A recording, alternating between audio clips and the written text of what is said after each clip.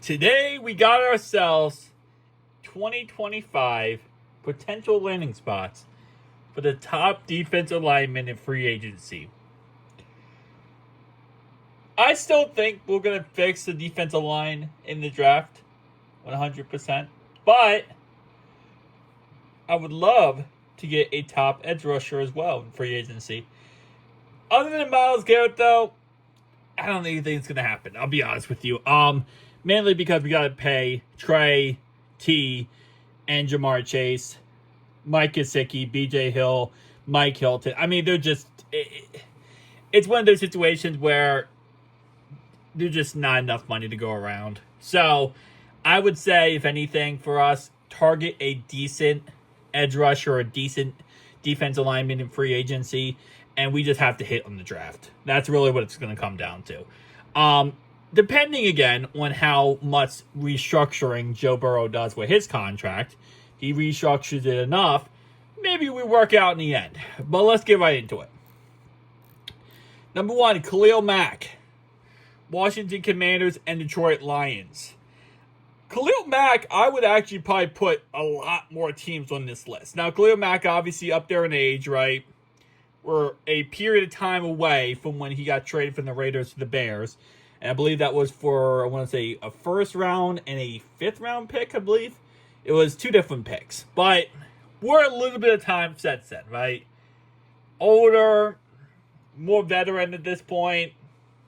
And edge rushers always age like fine wine. The older they get, the better they get. But they also break down easier. So again, I think there's going to be a lot of teams interested in Khalil Mack.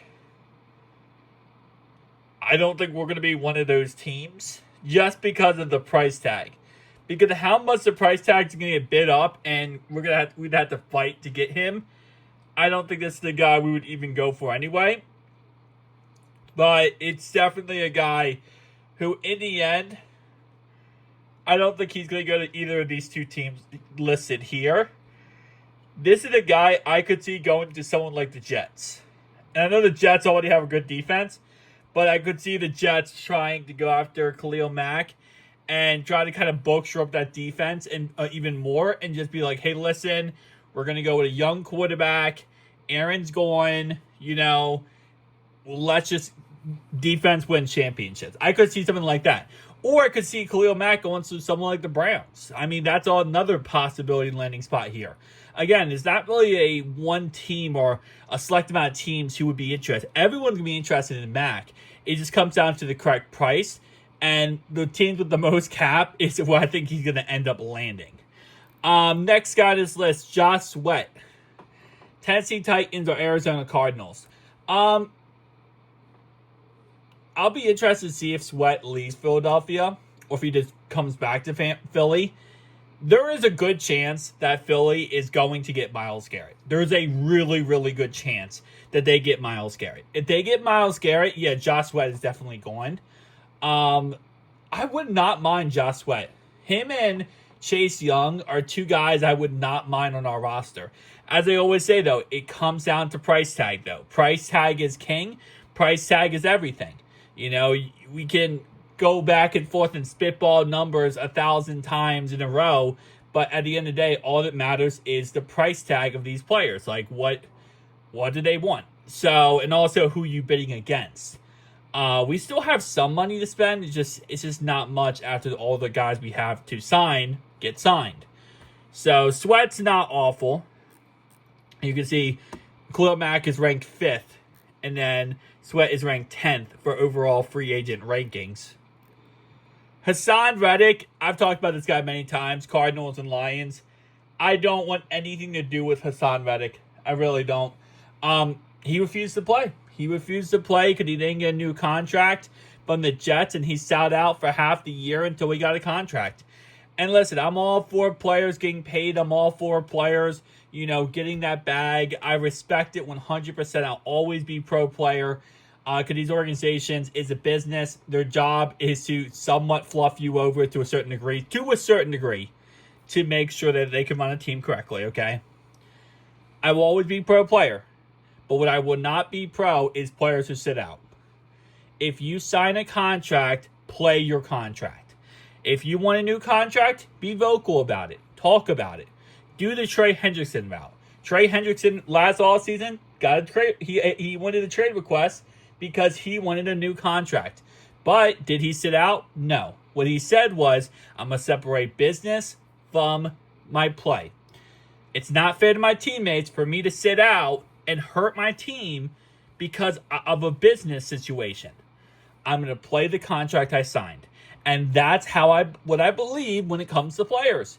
You sign a contract, you play it. CeeDee Lamb sat out. I wouldn't want CeeDee Lamb. Jamar Chase, although there was some issues last offseason with the whole contract drama, guess what? Guy played the whole season, had a fantastic season. Because that's what, in my opinion, real players do. You play your contract. You can be upset. You can be, you can voice your opinion. You can say this is bullcrap. I want a new deal. And you know what? Hopefully you get a new deal. But you got to play your contract. The NFL will fine you heavily if you don't. They're very, scrutinized with this. You got to play. So I don't want him because I already know how our front office works. And somehow, some way, he's not going to like the money he gets. And he is going to refuse to play. Edge rusher for the Raiders. Malcolm here. Chargers are the only landing spot, which I find funny. We got the Cowboys. Defensive end. Top landing spot is the Patriots. As we go down here, you see this is ranked 30. This is ranked 16. This is where you kind of get into that gray area where every year in free agency, there's a lot of veterans.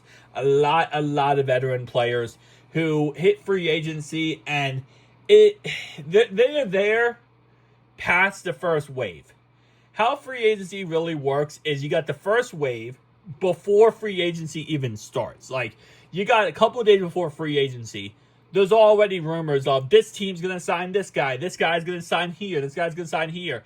And you get all those rumors before free agency even starts. You got contracts already worked out before free agency even starts. And then once the new league year starts, this will go in effect, right? So that was the whole situation there. You have that, and then free agency 2, the second wave, is after a week. So all the players get signed, all the players, once free agency starts, they get signed. Then a week later, you have free agency 2. Now we're into kind of, okay, things are getting real, right? The great players, the best players are going. Now you're in this kind of frenzy of, okay, now we got to figure out what's left. Then you have free agency 3, which I believe doesn't happen until close to the draft. I mean, you don't have you have to wait until the draft kind of area time. Let's say 2 weeks before the draft. That's free agency 3. So free agency 2 is okay, now what's left? Free agency 3 is okay, now we really have slim pickings. But at the same time, you're getting to the draft and you might say, hey, you know what? We're really starting to like this one guy. We're really starting to like this edge rusher from Tennessee or something, right? And you're like, but we don't have a backup for him. We don't have a backup if we get him. So let's go plan B. Let's go out there and get someone in free agency, right? That's number 3. Number 4 is after the draft. This is after you're done. The draft either went your way or didn't. Or maybe you have a guy, a position, you're like, I really need a corner, but we didn't find one that was good for us. We needed it. Let's go to free agency. That's free agency number 4. Those are the free agent periods, I will say. And as we go down farther the list, because there's a lot of free agents, some of these guys drop into those buckets.